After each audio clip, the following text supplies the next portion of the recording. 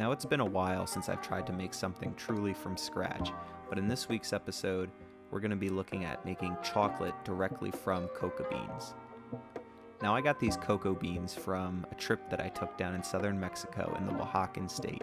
They had amazing food down there, but one of the things that they're really known for is their chocolate production. Because of the climate, they can grow them year-round. So what you see here are the beans. Now, they come pre-roasted, which is good because the roasting process can be difficult. And what I start off by doing is I crack the shells, which some of them are easy to take off. This one, as you can see, is easy, but I can guarantee you they won't all be that easy. So after about 6 hours and definitely bruised fingertips, you'll end up with around 350 to 360 grams of what they call Cocoa Nibs. And now these are what make up the chocolate. And if you do have the opportunity to ever work with real cocoa beans, I do implore you to actually try the Cocoa Nibs on their own in their natural state, because on their own they're really bitter. That's why if you've ever had like a 90% dark chocolate, it's incredibly bitter and not really even that enjoyable.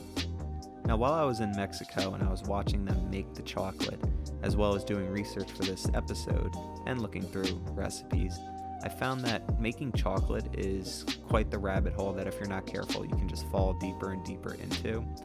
So to simplify it, really what you're trying to do is you're trying to grind down the cocoa nibs as smooth as possible. Now, down in Mexico, they would use these machines called melangers. Now, what melangers are is it's a big bowl or a big pot with two stones that are constantly grinding across each other. Now, what these stones do is it grinds the cocoa nibs until it's almost a liquid. Now, because I'm not going to spend around $200 to $300 on a melanger just to make a small batch of chocolate myself, I'm just going to grind it up the best I can with a food processor and then eventually move on to a spice mill. So let me be the first to tell you, no, you're not going to end up with a chocolate as smooth as the ones that you would buy in a candy store. But this whole process is still amazingly rewarding, and I would implore anyone to just continue on and make your chocolate.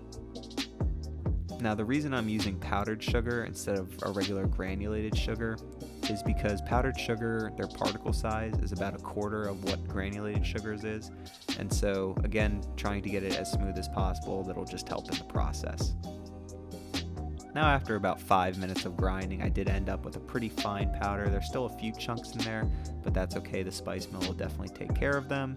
And like I said, I'm not too concerned about how smooth I can get it, because you're just not going to be able to get it that smooth. But a trick that I'm going to use is I'm actually going to add some cocoa butter to this to smooth it out even more. But one of the things I realized after running this through the spice mill a few times, I started to see that the natural cocoa butter was actually being drawn out from the beans the more I ground it up. And that's why it's forming this really dense, almost like wet sand consistency. And that's why it's just a darker color.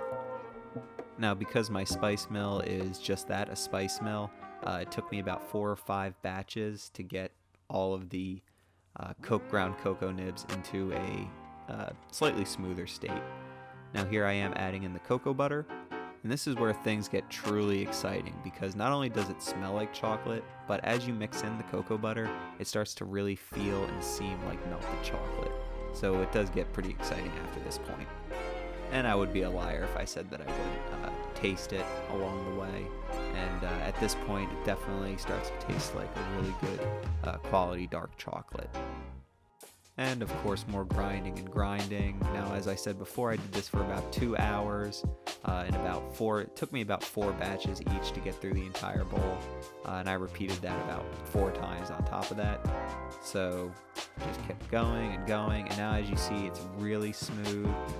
It's like a really luscious, melted dark chocolate bar. Now, I really take my time and make sure I get all of it out, or as much as possible, just because you spend all this time working hard, grinding the cocoa nibs to this fine, almost liquid state, and you don't want to waste any of it. So, I definitely take my time to really try to make sure I get all of it out as possible. And I'll mix it up together just to make sure everything's well incorporated and that the fats haven't begun to separate from the beans or the ground beans. And as you can see here, it is still fairly grainy, but like I said, I'm perfectly okay with that. I already understand that I'm not going to be able to get it as smooth, But now we move on to a much dreaded part of making chocolate. And that is, of course, the tempering process. And the reason you want to temper your chocolate is because if you don't, it's never actually going to harden up properly, and it's always going to stay in a fairly soft, Play-Doh-y type of state.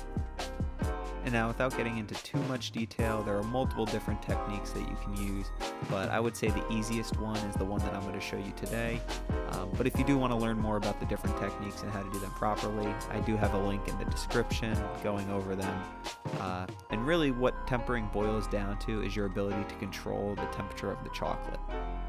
And whenever I do anything that involves having to control the temperature of anything, I usually use what they call a sous vide machine. And what it is it's a big heater that you basically stick into water. And because the water will only ever heat up to the temperature that you set the sous vide machine at, it'll never get hotter, it'll never get colder, so you can more accurately control it. And after I have the chocolate sitting in the water bath at 115 degrees, I'm going to drop the temperature down to 91 degrees, adding in ice so that way it drops down fairly quickly. And while it's dropping down, I knead it about every minute, just so that way it gets a good mix and all the chocolate is properly tempered. Again, if you're going to do this, definitely click on that article that I have in the description. It'll more in detail explain how to do it. Now, what I like about this method is it's already in the bag, so I can just pretty much push it all to one corner and use the bag as a piping tool to then pipe it into the molds. And the molds I'm going to use today are just a really simple silicone mold. That'll make it really easy to take the chocolate out once it's done cooling because it is so pliable and bendable. And after tempering, the chocolate will harden up quite nicely.